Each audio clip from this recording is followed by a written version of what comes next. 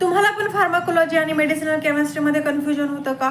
कारण फार्माकोलॉजी आणि मेडिसिनल केमिस्ट्रीचा जो आपला सिलेबस आहे त्यामधले जे काही टॉपिक आहेत ते दोन्ही सब्जेक्टमध्ये सेम आहे. जे डिसीज आपल्याला दिले आहे ते दोन्ही सब्जेक्टमध्ये सेम आहे. मग आता फार्माकोलॉजीमध्ये आपल्याला काय लिहायचं आहे आणि मेडिसिनल केमिस्ट्रीमध्ये काय लिहायचं यामध्ये तुम्हाला सुद्धा कन्फ्युजन होतं का? तुमचं हे कन्फ्युजन मी क्लिअर करते.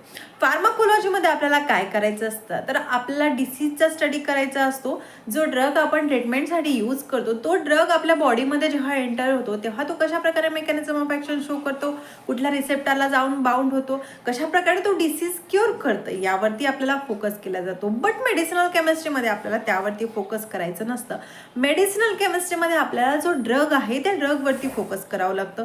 लाईक ड्रगचं फॉर्म्युलेशन कशा प्रकारे झालं, त्यामध्ये कुठले कुठले कंपोनंट आहे, कुठल्या कुठल्या कंपाऊंडमध्ये कुठले कुठले फंक्शनल ग्रुप आहे, त्यांची कॅटेगरी काय आहे, या सगळ्या टॉपिकचा आपण स्टडी करतो. म्हणजेच एकंदरीत फार्माकोलॉजीमध्ये आपल्याला फोकस केला जातो ADME वरती आणि मेडिसिनल केमिस्ट्रीमध्ये आपल्याला जे काही केमिकल कंपाऊंड आहे आपल्या ड्रगमध्ये त्यांचा स्टडी केला. झालं की नाही कन्फ्युजन क्लिअर?